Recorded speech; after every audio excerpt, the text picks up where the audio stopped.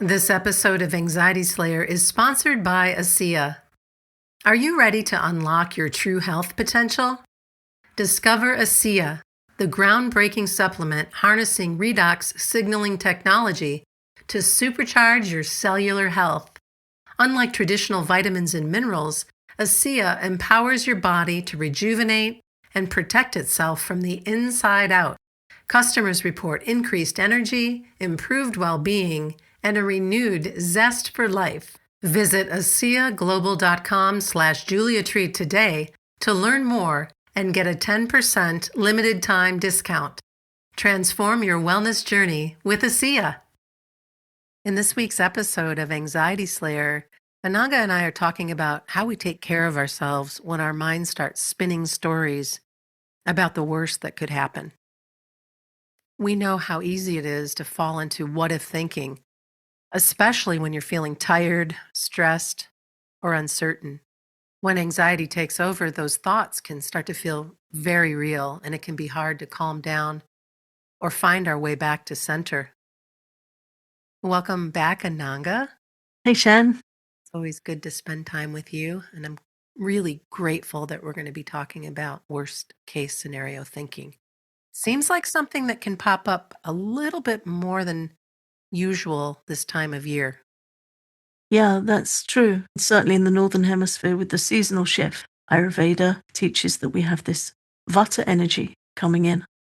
And when Vata comes up, our anxiety can come up and we can feel ungrounded. And as you were just talking about, especially when we feel tired, stressed, or uncertain, these thoughts feel more prevalent. That reminded me that, this is certainly a time for grounding.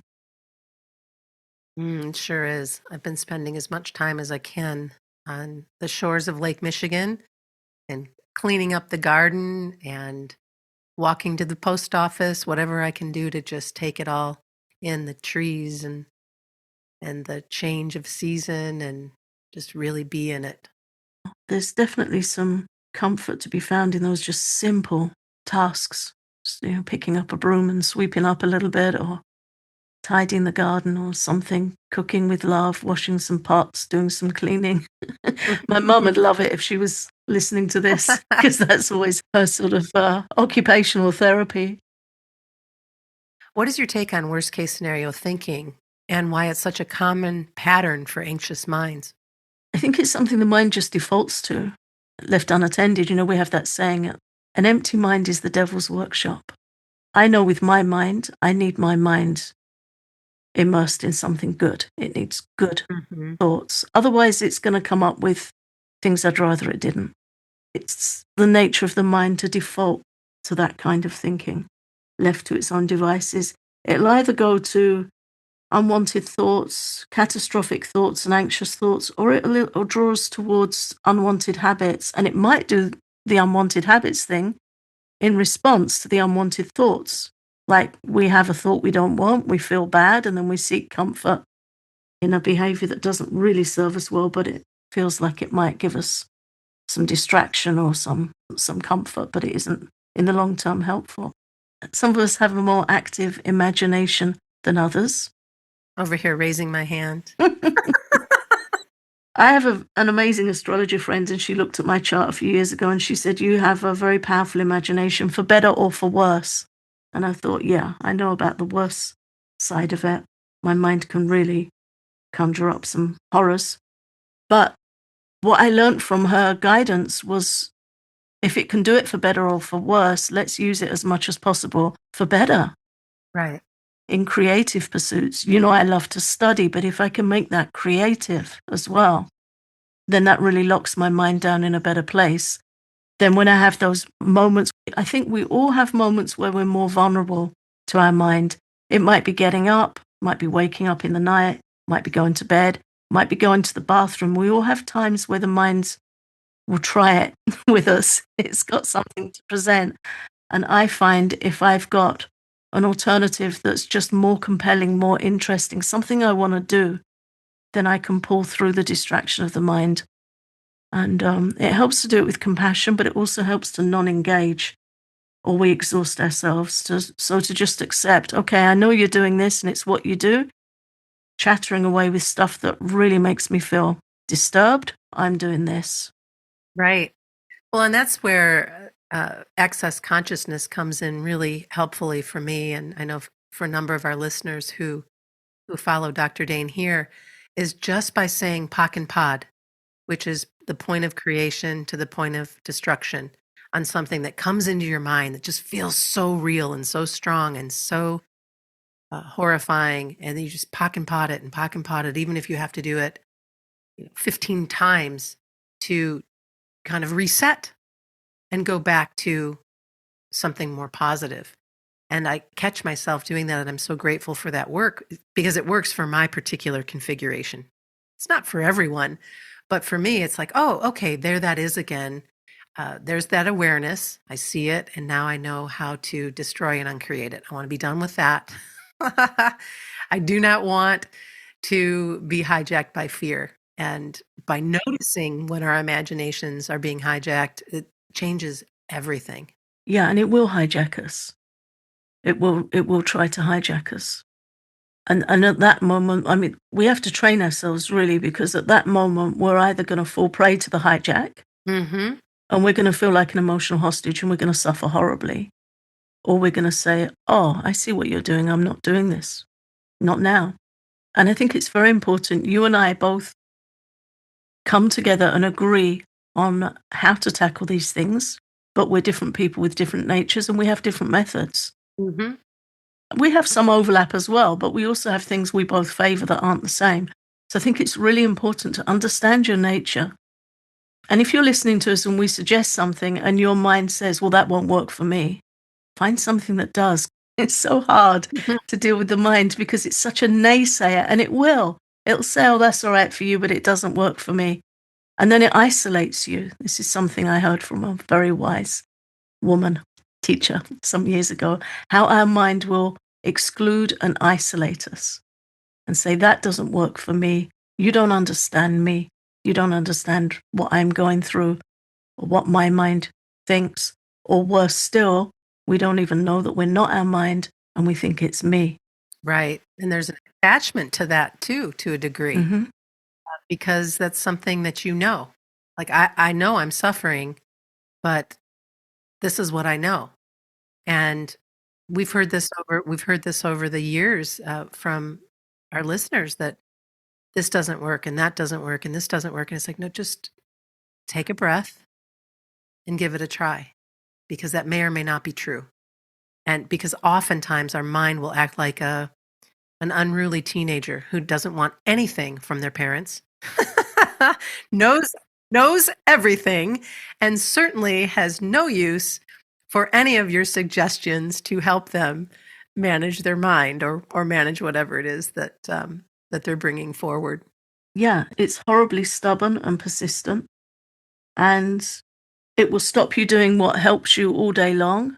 And then when you go to bed at night, it will tell you you're useless because you didn't do anything to help yourself. Right.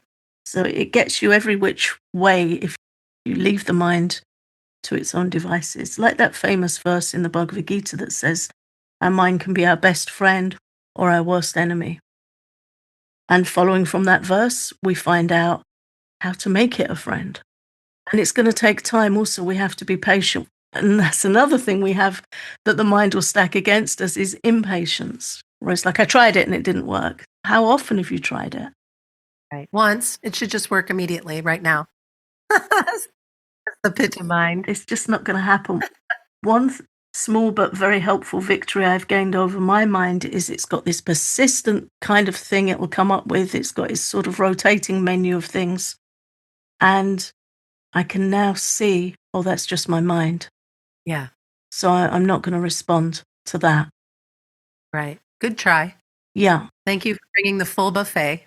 I wasn't thinking about this 10 minutes ago. It's not something that's on my mind as a conscious choice of something that needs dealing with. It kind of flares up, but I used to identify with it. Oh yeah, what about that?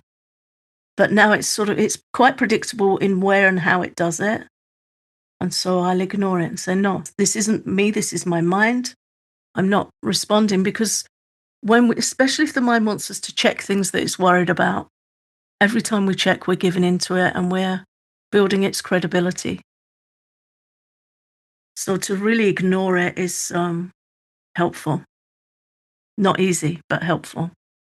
Yeah.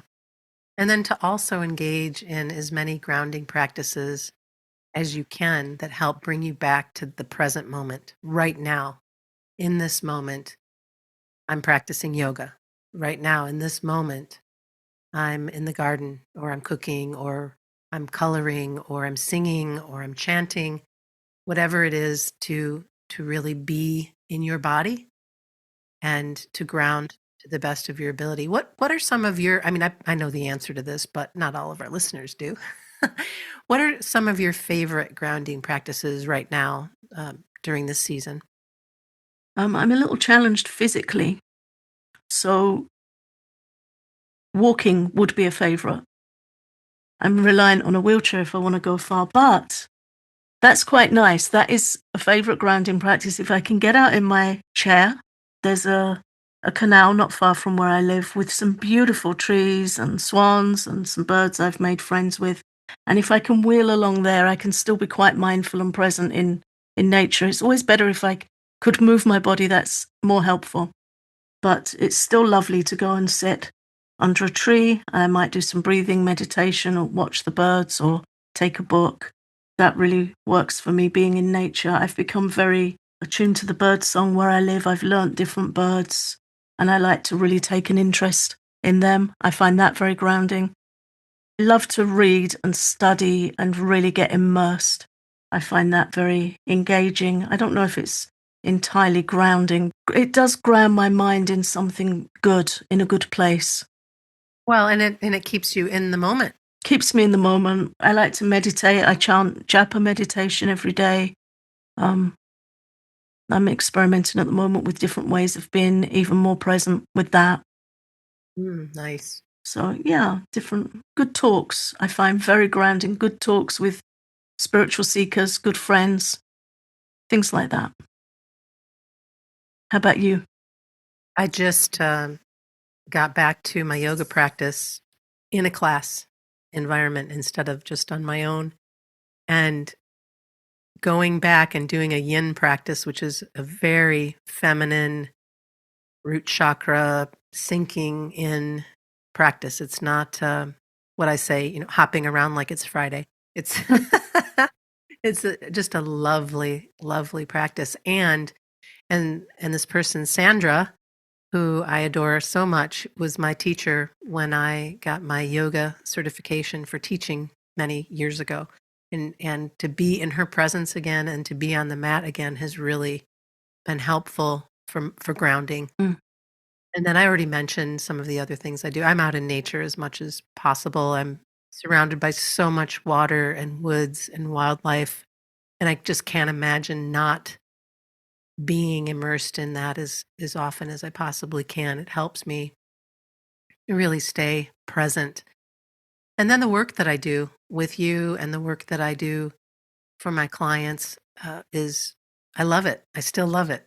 And I'm immersed in it when I'm doing it, and that feels really nice. So my mind can't get hijacked by unhelpful patterns. Yeah, I mean, that really is the thing, isn't it? To instead of using our energy to argue with the mind when it rears up, Mm-hmm. to first of all accept that it will sometimes do it, and sometimes it does it more than others, and that's just how it is. So not to use our energy objecting, fighting, getting into what it says, bargaining with it, believing it's propaganda, but to use our energy for the good, to go towards the things we want to do. So I have a little note on my desk that says turning towards, which means turning away from, it's like we've got the mind on one shoulder giving us some grief. So turning away from the mind and towards, and for me, that'll be towards my spiritual practice. Sure. This episode of Anxiety Slayer is sponsored by ASEA. This is Ella's experience using these amazing molecules. Ella was a wife, mother, and a 6th grade teacher who poured her heart into her family and students, embracing life and all its beautiful moments. But everything changed during the pandemic when Ella fell seriously ill. The sudden wave of debilitating symptoms became her new reality, slowly drowning out the vibrant life she once knew.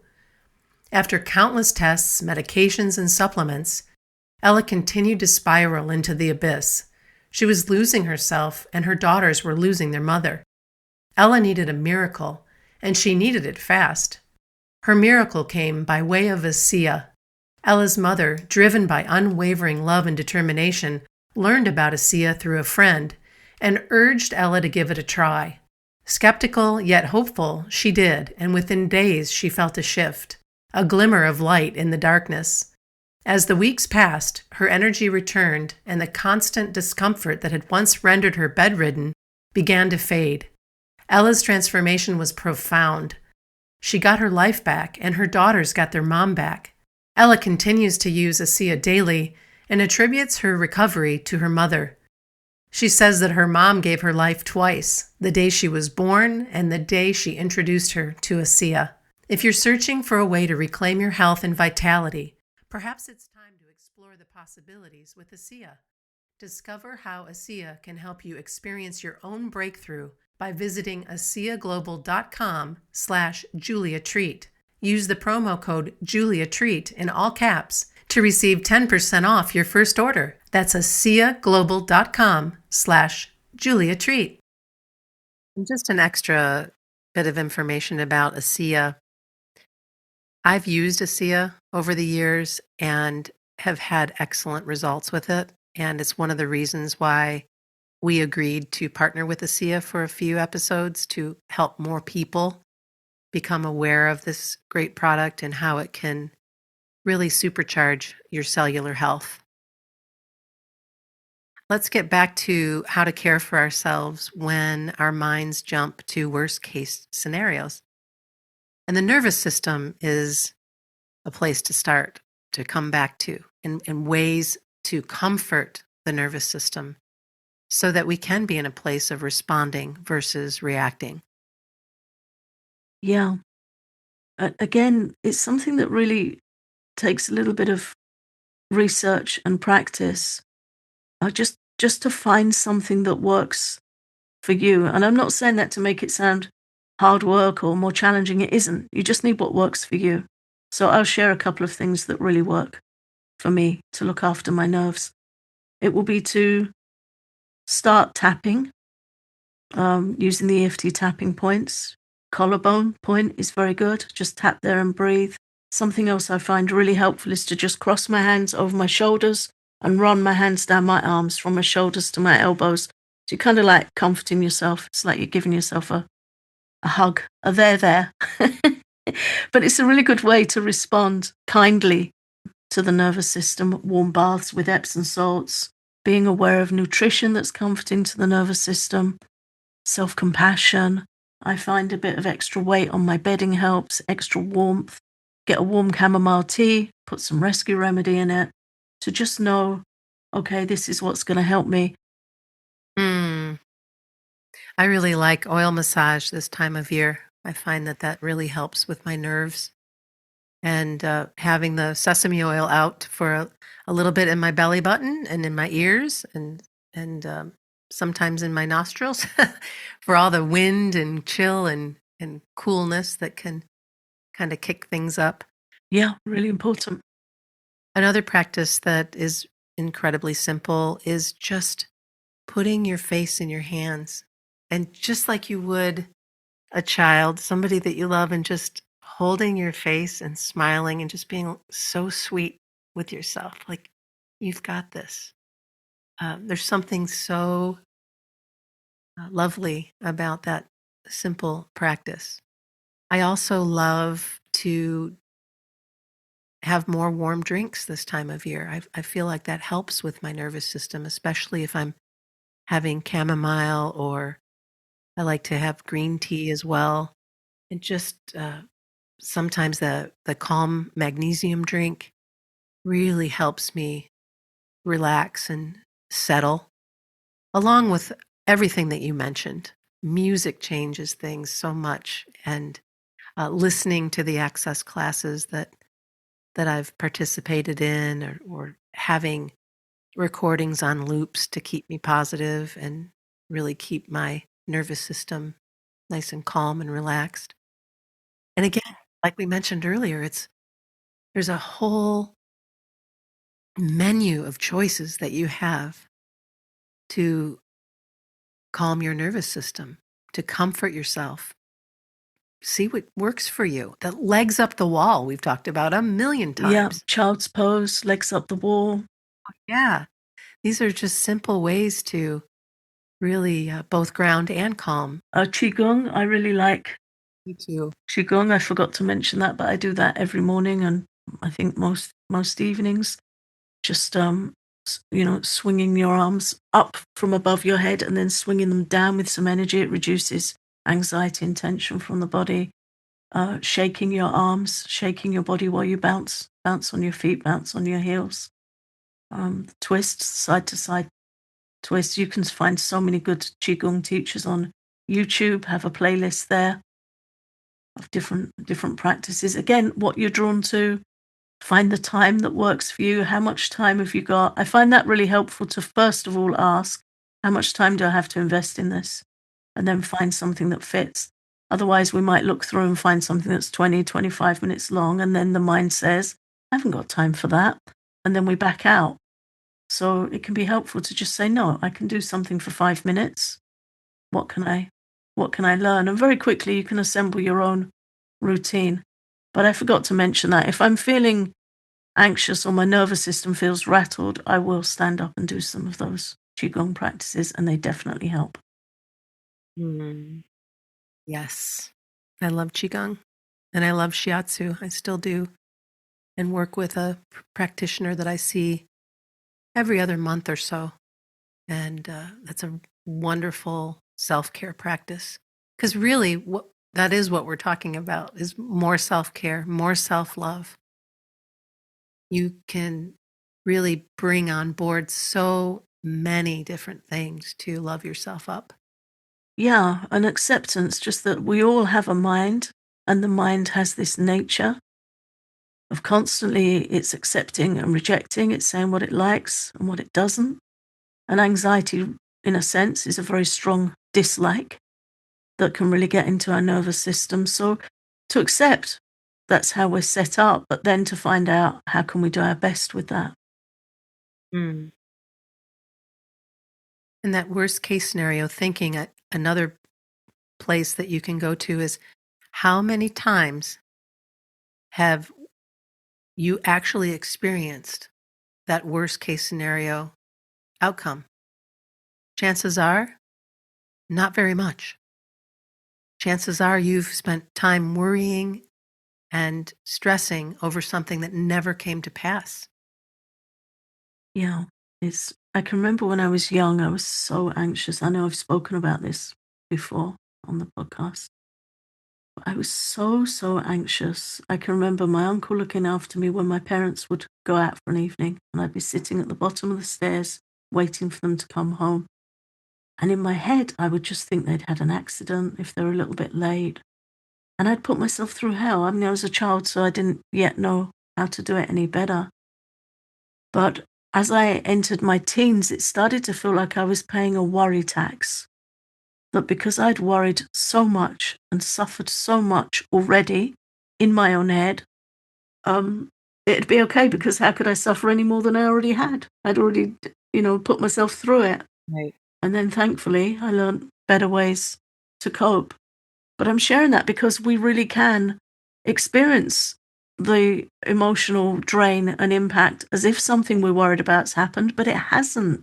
It's just happened in our imagination, in our mind. Right. And there are things we can do to help that. And again, it really is just finding what works for you. It's being open to the possibility that it can be changed, because it can, and then finding what works for you. We tend to be horribly complacent with these things and we let them take us hostage. And it doesn't have to be that way. No, it doesn't. So through self-kindness, through grounding, through calming your nervous system, just noticing, being aware of when your mind is trying to hijack you, That makes a world of difference for you when the worst case scenarios come up. Yeah. And then if you're doing something that helps you, consciously notice it, like in a mindful way. Maybe you love to go swimming, or maybe you're noticing, oh, my body really relaxes when I swim. Then have your bag ready to go. And if anxiety kicks in, go swim. Mm. Whatever it is, go get some body work. Call a friend that you always come away from feeling good.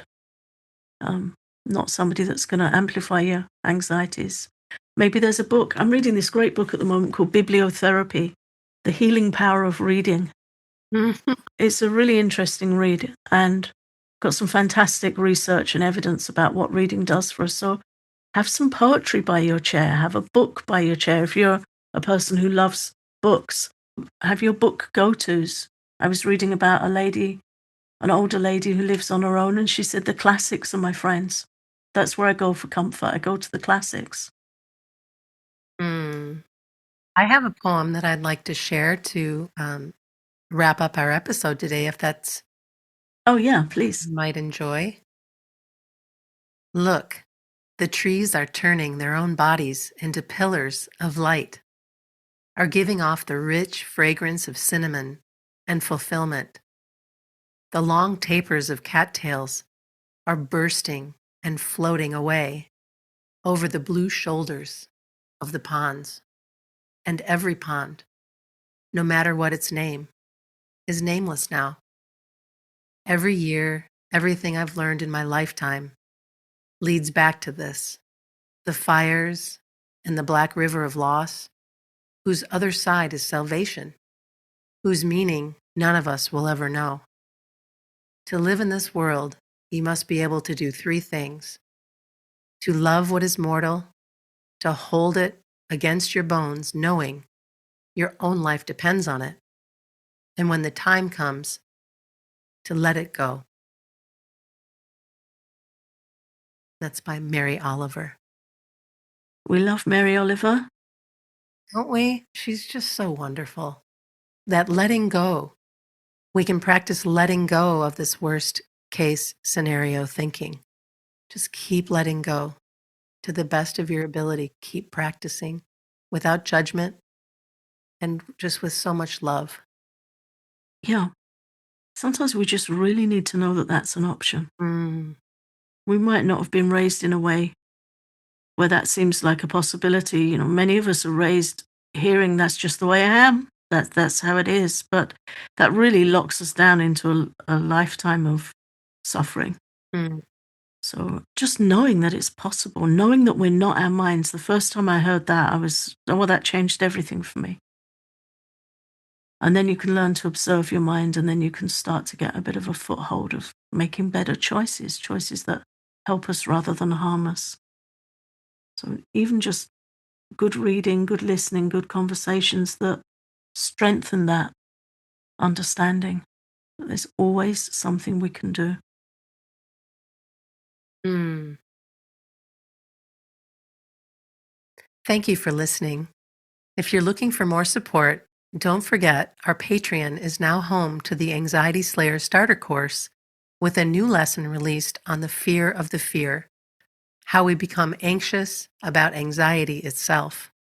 This lesson is free for everyone. You can check it out at patreon.com/anxietyslayer.